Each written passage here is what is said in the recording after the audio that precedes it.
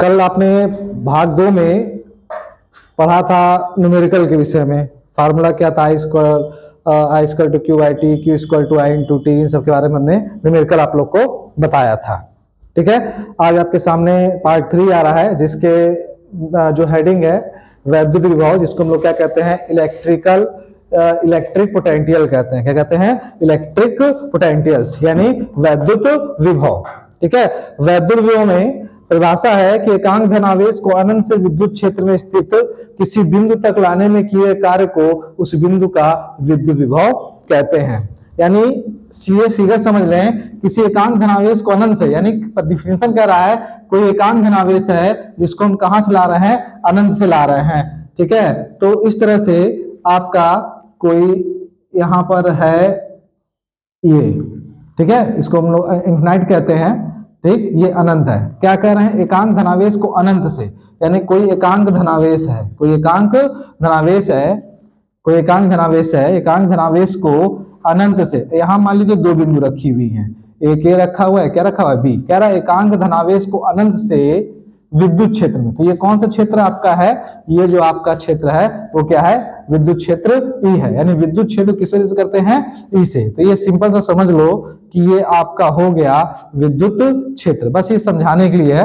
ठीक, किसी बिंदु तक लाने में, तो बिंदु कौन सा है, मान लो बी तक लाने में किए गए कार्य को, यानी ये एकांक धनावेश यहां से यहां तक जब जाएगा, यानी यहां एक अनंत से जब बिंदु बी पर जाएगा तब उस पर जो कुछ कार्य करेगा, ठीक है, तो उसको हम लोग क्या कहेंगे? विद्युत विभव कहेंगे। फिर से देख लीजिए क्या कह रहे हैं, एकांक धनावेश, तो ये क्या हो गया आपका एकांक धनावेश हो गया। क्या हो गया? एकांक धनावेश। फिर से देखिए हमने क्या कहा, एकांक धनावेश को कहां से? अनंत से। कहां से? अनंत से विद्युत क्षेत्र में। कहां से? अनंत से किसमें? विद्युत क्षेत्र यानी ई, विद्युत क्षेत्र में स्थित किसी बिंदु, यानी ये क्या हो गई? कोई बिंदु हो गई, यानी स्थित किसी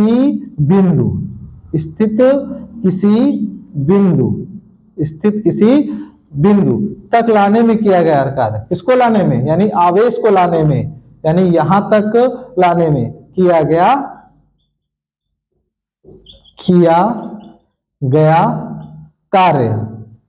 कार्य, उस बिंदु का क्या कहलाता है?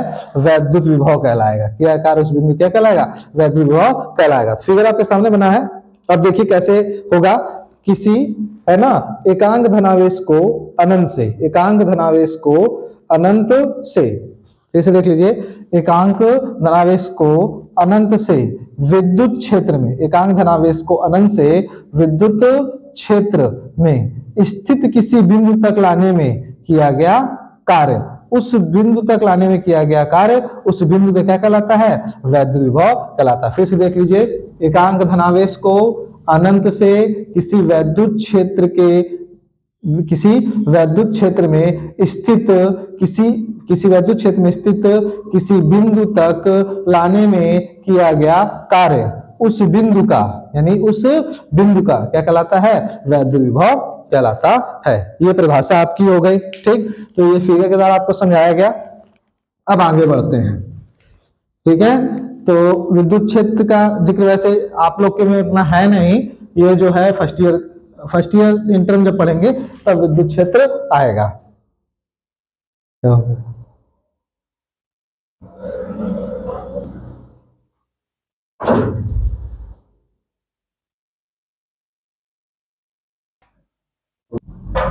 अब आपने यहां तक पढ़ा कि एकांक धनावेश को अनंत से विद्युत क्षेत्र में स्थित किसी बिंदु तक लाने में किए कार्य को उस बिंदु का क्या कहते हैं? विद्युत विभव कहते हैं या वैद्युत विभव कहते हैं। ठीक, अब वैद्युत विभव किस वजह से करते हैं? वैद्युत विभव को कैपिटल V से प्रदर्शित करते हैं। किस वजह से करते हैं? वैद्युत विभव को कैपिटल V से प्रदर्शित करते हैं। वैद्युत विभव का सूत्र क्या होता है उसको जब हम देख लेते हैं। वैद्युत विभव का सूत्र होता है V square two W by Q होता है। क्या होता है? V square two W by Q। अगर कोई जैसे कि वैद्युत विभव किस वजह से करते हैं? V से। फॉर्मूला क्या है? V स्क्वायर टू क्या होता है? W बाई Q होता है। V स्क्वायर टू क्या होता है? W by Q। ठीक है, तो यहाँ कोई अगर पूछे कि W क्या है, तो हमने फिगर बताया था कि ये अनंत था, यहाँ बिंदु B था, यहाँ बिंदु A था, यानी ये W क्या है कि एकांक धनावेश किसी एकांक धनावेश को अनंत से, किसी एकांक धनावेश को अनंत से विद्युत क्षेत्र में स्थित किसी बिंदु तक लाने में किया गया कार्य। यानी W क्या दर्शाता है? W दर्शाता है कि किसी भी एकांक धनावेश को दूसरे बिंदु तक लाने में जो कार्य किया जा रहा है उसको प्रदर्शित करते हैं किससे? W से। Q क्या है? Q आप जानते हैं, Q क्या है? आवेश है। ठीक, तो ये हो गया आपका, तो किसी बिंदु तक लाने में किया गया कार्य। W कोई पूछे W क्या था, बताएंगे, किसी बिंदु तक लाने में किया गया, एकांक धनावेश को किसी बिंदु तक लाने में किया गया कार्य।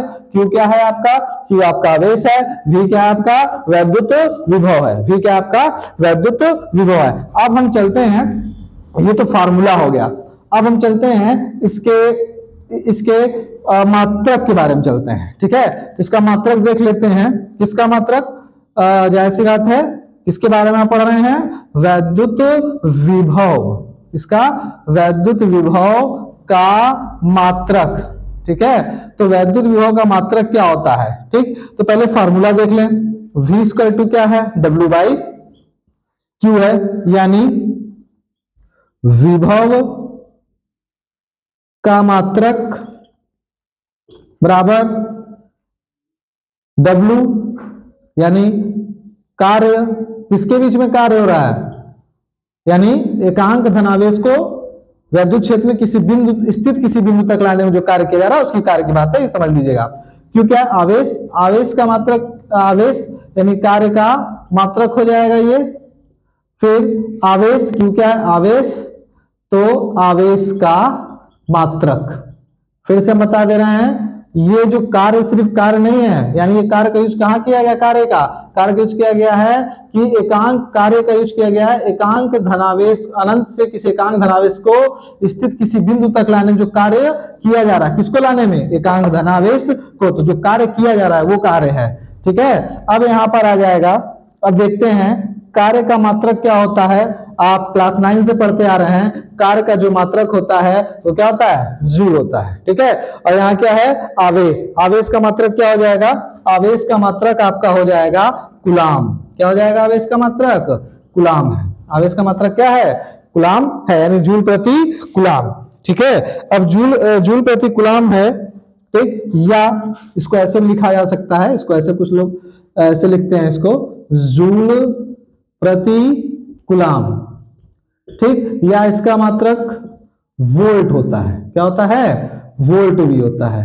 यानी क्या होता है? दूसरा मात्रक विभव का क्या होता है? दूसरा मात्रक वोल्ट होता है। ठीक, ये जो हेडिंग पढ़ रहे हैं ये पेपर में पूछ देता है कि वैद्युत विभव किसे कहते हैं, या बहुविकल्पी पूछ देकर वैद्युत विभव का मात्रक होता है। तो अगर जूल प्रति कूलाम दिया होगा जूल प्रति कूलाम में टिक लगाएंगे, अगर वोल्ट दिया होगा तो वोल्ट पे टिक लगाएंगे, अगर दोनों दिया होगा तो ऑप्शन दिया होगा ए और बी दोनों, या सी और डी दोनों। ठीक है, तो उसके हिसाब से देख लीजिएगा, लेकिन दोनों मात्रक आपको क्या होने चाहिए? याद होने चाहिए। जूल प्रति कूलाम या वोल्ट होता है। ठीक है, जूल प्रति कूलाम या वोल्ट होता है। अब हम लोग पढ़ेंगे 1 वोल्ट की परिभाषा पढ़ेंगे। अभी तक इससे पहले वैद्युत विभव पढ़े, वैद्युत विभव का सूत्र पढ़े, फिर वैद्युत विभव का मात्रक पढ़े, यानी यूनिट पढ़े।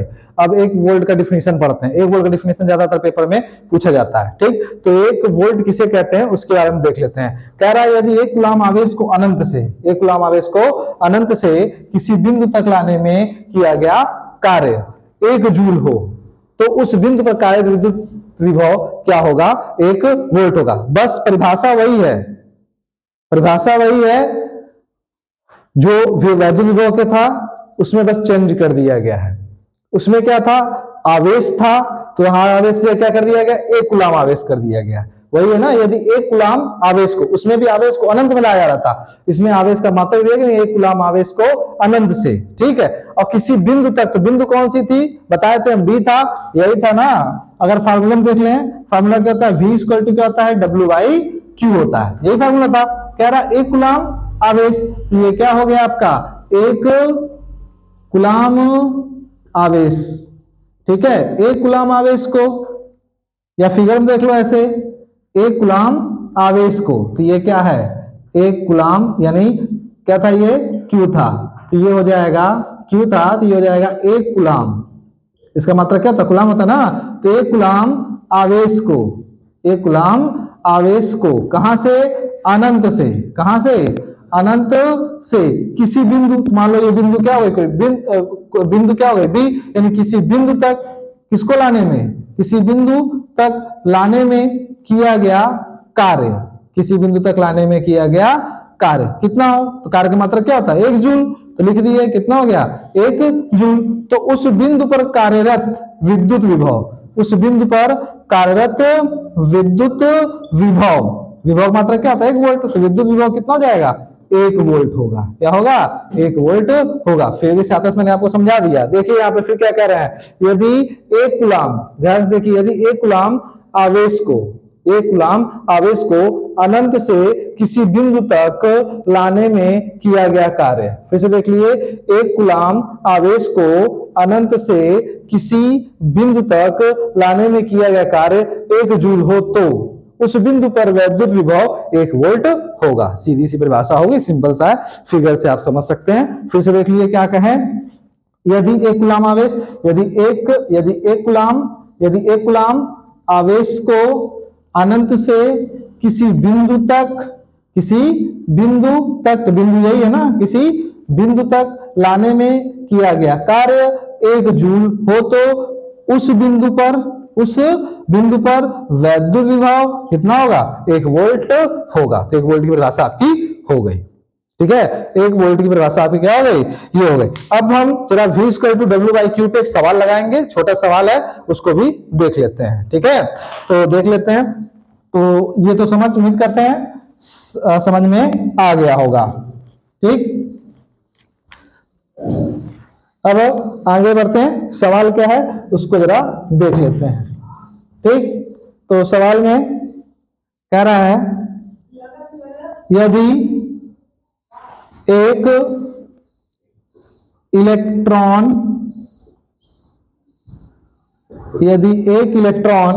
को अनंत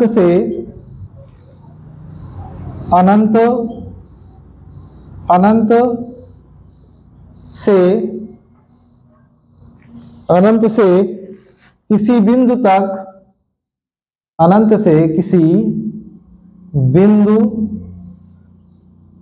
तक लाने में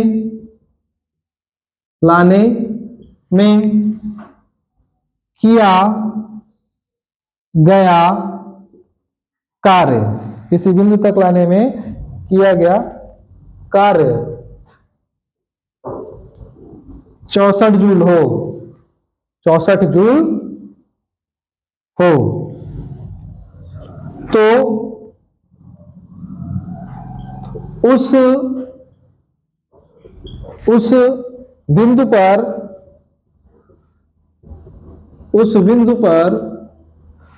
कार्यरत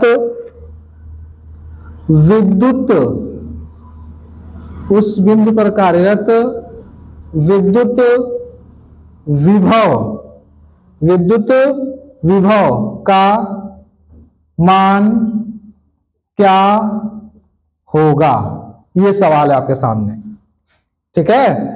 क्या कह रहा है, यदि एक इलेक्ट्रॉन को अनंत से किसी बिंदु तक लाने में किया गया कार्य 64 जूल है, यानी वर्ग कह रहा है, तो वर्ग किसे करते हैं W से, कितना है 64 जूल है, कितना है 64 जूल है, ठीक। और उसके बाद कह रहा है किस एक इलेक्ट्रॉन को, किसको एक इलेक्ट्रॉन, तो एक इलेक्ट्रॉन की बात कर रहा है, यानी हमने पिछले वीडियो में आपको बताया था कि जब सिर्फ इलेक्ट्रॉन दिया हो या इलेक्ट्रॉन की संख्या दिया हो तो उसको किससे करते हैं, स्मॉल एन से प्रदर्शित करते हैं, ठीक है। तो इलेक्ट्रॉन दे रहा है तो स्मॉल एन बराबर कितना हो जाएगा, 1 इलेक्ट्रॉन, ठीक है, स्मॉल एन बराबर कितना हो गया, 1 इलेक्ट्रॉन हो गया, ठीक। अब आगे देखते हैं, अब इसमें हम फार्मूला विद्युत विभव, तो रफ कारण देख लें, विद्युत विभव में क्या फार्मूला क्या होता है, V पूछ रहा है, तो जब देखते हैं पूरा पहले वैल्यू रख लेते हैं, जब V देखते हैं तो V = क्या होता है W/Q। जरा देखिए यहाँ पर V W का तो मान दिया है लेकिन Q का मान दिया है नहीं दिया है, तो इस पोजीशन में हम लोग क्या करते हैं, सबसे पहले Q का मान निकालेंगे, किसका मान निकालेंगे, Q का। तो सबसे पहले हम Q का मान निकालते हैं, तो Q = ये रफ कार्य था, ये समझाने के लिए सिर्फ आपको, तो Q = क्या हो गया, N और E। I का मान हमने बताया हमेशा समान होता है हर स्थिति में, 1.6 10 की घात -19 होता है, ठीक। तो n कितना है, n का मान कितना देगा 1, गुणे ई 1.6 गुणे 10 की घात माइनस 19। ठीक है, तो Q की वैल्यू ये तो मालूम है, गुणा करेंगे तो Q का वैल्यू कितना है 1.6 गुणे 10 की घात माइनस 19। ठीक है, ये हो गया यानी कूलाम हो गया। कितना हो गया? कूलाम हो गया। अब Q का मान आपने निकाल लिया। ठीक, अब इसके बाद V निकाल सकते हैं, फॉर्मूला रख सकते हैं। V इक्वल टू क्या होता है? W बाई Q होता है। V इक्वल टू क्या होता है? W बाई Q होता है। तो V इक्वल टू, ठीक, V इक्वल टू W का वैल्यू कितना है? 64 है। और Q है, Q का कितना है? 1.6 गुणे 10 की घात माइनस 19 है। दशमलव बाद कितना अंक है? 1 अंक। दशमलव हटाना, इसको हटाएंगे और ऊपर क्या करेंगे? 1 जीरो बढ़ा देंगे। ठीक, 10 की घात माइनस कितना है? 19 है। 10 की घात माइनस 19 है, तो इसको हम लोग क्या करेंगे? ऊपर लेकर जाएंगे। ठीक है, क्या करेंगे? ऊपर लेकर जाएंगे। ये हो जाएगा आपका, माइनस में है ना, तो ऊपर कोई संख्या, माइनस में कोई भी घात जाता है ऊपर तो क्या जाता है? प्लस में हो जाता है। किसमें जाता है? प्लस में। नीचे कितना है? 16 है। ठीक है, अब इसके आगे आप लोग हल कर लेंगे। ठीक, कितना हो जाएगा? ये 40 हो जाएगा। और गुणे कितना हो जाएगा? 10 की घात 19 हो जाएगा। जब दशमलव को हम इधर लाएंगे, 40 है लेकिन दशमलव इधर रहता है, ध्यान रखना। तो जब दशमलव को हम इधर लाते हैं तो ये कितना हो जाएगा? प्लस 1 जुड़ेगा, तो कितना हो जाएगा? 4 गुणे 10 की घात 20 हो जाएगा। क्योंकि इसमें जब दशमलव को इधर ला के रखेंगे, इस तरफ ला के रखेंगे, तो उसमें एक अंक बाद आ रहा है ना, तो प्लस 1 हो जाएगा। 10 कितना हो जाएगा? 20 हो जाएगा। ठीक है, तो V यानी विभव, और विभव का मात्रा क्या हो जाएगा? वोल्ट। ये आपके सामने एक छोटा सा सवाल था। ठीक है, और ये छोटा सवाल था इस वीडियो में। बस इतना। बस आप लोगों से यही गुजारिश है, आप लोगों से बस यही गुजारिश है कि चैनल को ज्यादा से ज्यादा शेयर करिए और सब्सक्राइब करिए और लाइक कर दीजिए।